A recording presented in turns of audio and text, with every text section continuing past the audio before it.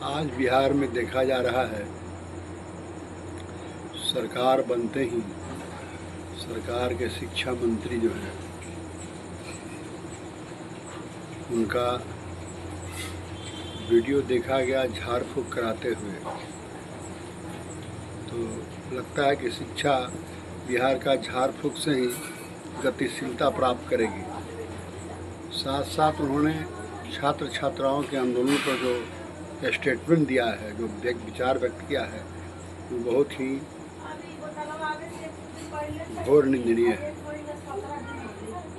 क्योंकि उन्होंने कहा है कि जब प्रधानमंत्री महिलाओं को महिला वंदना के लिए तत्पर हैं तो छात्राओं को रोड पर आने की क्या ज़रूरत है? शिक्षा की उन्हें क्या आवश्यकता है? जैसे लगता है कि बिहार के शिक्षा मंत्री आज 21वीं सदी के शिक्षा मंत्री नहीं है।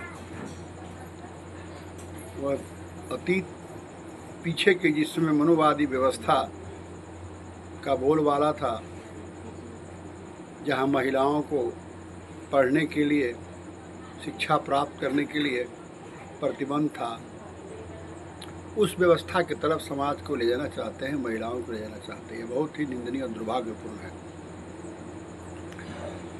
क्या इसी संदर्भ में देश में लाखों स्कूल बंद कर दिए गए हैं? दूसरी तरफ नई शिक्षा नीति की दोहाई दी जाती है।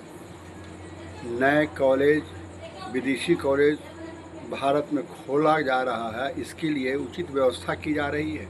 और दूसरी तरफ बुनियादी शिक्षा, प्राथमिक शिक्षा की ये हालत है। बिहार के शिक्षा मंत्री हैं। देखा गया कि मीडिया बंधुओं ने जब स्वास्थ्य मंत्री से पूछा कि आप स्वास्थ्य मंत्री बनने के बाद बिहार के बारे में क्या बोलना चाहेंगे, स्वास्थ्य मंत्री शायद कह रहे हैं, जो सुना जा रहा है कि 1925 में उनकी पार्टी की जो जीत हुई थी उसकी व्याख्या कर रहे हैं, उसकी बात रख रहे हैं। ऐसे पता चल रहा है कि स्वास्थ्य मंत्री अस्वस्थ नजर आ रहे हैं, क्योंकि सवाल उनसे स्वास्थ्य पर किया जा रहा है, जवाब दूसरी दे रहे हैं। यह एक बहुत दुर्भाग्य है, जबकि लोकतांत्रिक व्यवस्था में शिक्षा और स्वास्थ्य ये नागरिकों की मूलभूत अधिकार है, और इस मूलभूत अधिकार को लागू करने के लिए सरकार का दायित्व और कर्तव्य होता है। लेकिन ये चीज़ें देखी जा रही है, इससे बहुत ही दुर्भाग्य है, निंदनीय है। तीसरी तरफ देखा जा रहा है कि आम जनों से मिलने के बाद जो सूचनाएं मिली हैं, जो खबरें मिली है, कि अभी तक जो सामाजिक वृद्धा पेंशन या विकलांग पेंशन या विधवा पेंशन जो मिल रही थी, उधर जब तक वह सरकार चुनाव के आसपास और चुनाव के बाद भी 9 से 10 तारीख तक लोगों के खाते में आ जा रहे थे। लेकिन आजकल में ही लोगों से बातचीत के दरमियान जो रिपोर्ट आई है, किसी की वृद्धा पेंशन, सामाजिक पेंशन नहीं आई है। ये बात तो पहले ही मैं पिछले वीडियो में कहा हूँ कि जो सरकार कर्ज लेके काम कर रही हो, कर्ज लेके अपनी सरकार चला रहे, कर्मचारियों के वेतन और सामाजिक कल्याण की बातें कर रही है, वो कहाँ से चल सके? बातें बड़ी बड़ी हो रही है। अभी भी 92 लाख हजार करोड़ से ऊपर लोन बिहार सरकार ली है, जिससे समाज के रोड, अन्य विकास के कार्य होंगे। तो ये है बिहार की स्थिति। दूसरी तरफ अभी जो कुछ जिलों को स्मार्ट सिटी बनाने के नाम पर जो रोक लगा दिया गया है, इससे काफ़ी लोग डिस्टर्ब हैं, बेचैन हैं, क्योंकि लोगों की पढ़ाई लिखाई बाधित है। ऐसा स्पष्ट रिपोर्ट है, मैं पहले भी कहा। हमें ऐसा खतरा लग रहा है कि ये ज़मीन बड़े एजेंसियों को बेचकर सरकार अपनी पैसे को, घाटे को पूरा करेगी, उसी से बिहार की विकास और योजनाओं को चलाएगी। जिस तरह आज मोदी जी अभी तत्काल उन्होंने देशवासियों को मितव्ययिता बरतने की कही है, डीजल पेट्रोल अन्य चीज़ों को लेकर के, और तो स्पष्ट बात है कि विश्वव्यापी जो तेल संकट आया है इससे देखा जा रहा है, लेकिन यह स्पष्ट है कि वहाँ सरकार अपनी योजना को लागू करने में, अर्थात तेल और गैस खरीदने के लिए इनके पास पैसे नहीं है, इसलिए सारी बात कर रहे हैं। तो ये बात तो पहले से 2-4 बरस पहले से बात होनी चाहिए कि हाँ समाज में देश में खतरा आ सकती है गैस के लिए, डीजल के लिए, इस सब चीज़ों के लिए इसका मुकाबला करने के लिए उनको शुरू से ही आम नागरिकों को, आम गरीबों को, आम किसानों को सौर ऊर्जा की तरफ उन्हें अनुदान देना चाहिए, उन्हें फ्री व्यवस्था करनी चाहिए, या जहाँ ऐसे भूखंड लंबे पड़ते हैं वहाँ पर सौर ऊर्जा की व्यवस्था करनी चाहिए, जिससे कि देश में बिजली का भी संकट दूर हो, जो आज अभी ये बात बोल रहे हैं। और दूसरी तरफ ये बात बोल रहे हैं, दूसरी तरफ आम गरीब कभी कदार शादी ब्याह में, गरीबों के पास तो पैसे नहीं है कि सोना चांदी खरीद सके, लेकिन शादी ब्याह में बड़ी मुश्किल से खेतों को बेचकर कर्ज महाजन लेकर अपने शादी ब्याह में गहना बेटी बहू को दिया करते थे। इसलिए आज भी गहना वे नहीं खरीदते हैं या गहना बैंक में सोने खरीद के बैंक में पूंजी बढ़ाते हुए बड़े लोगों का काम है, छोटे लोगों का काम नहीं है। खैर जो भी हो, ये सारी सरकार की निकम्मी और अव्यवस्था अराजक स्थिति पैदा करने के तरफ दर्शाती है, और सरकार पूर्व से ही सावधान नहीं है इस खतरे से। ये बड़ी दुख की बात है। फिर भी इस संकट की घड़ी में हम लोग देश के साथ हैं, लेकिन साथ साथ इसके वैकल्पिक व्यवस्था करनी चाहिए हमारे सरकार को, लेकिन वैकल्पिक व्यवस्था करने के बजाय इस पर कटौती कर रही है, उनके साधनों को, उनके आवश्यकताओं को कटौती करने की बात कर रही है। यह स्पष्ट है कि सरकार फेल है, असफल है आम जनता के दायित्व पर।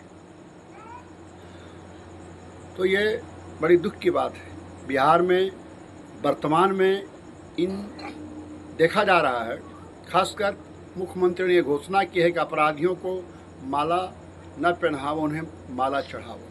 कोई भी न्यायप्रिय आदमी अपराधियों को कहीं भी साथ नहीं दे सकता है, कहीं भी उसके पक्ष में नहीं है और हो भी नहीं सकता है। लेकिन माला कोई भी पहनाना, न्याय संगत आदमी अपराधियों को माला नहीं पहनना चाहता है, न पहनाते हैं। माला चढ़ाने की बात है, स्पष्ट इनडायरेक्ट निर्देश है कि पुलिस उसे इनकाउंटर कर दे, मार दे, ताकि उन पर माला चढ़े।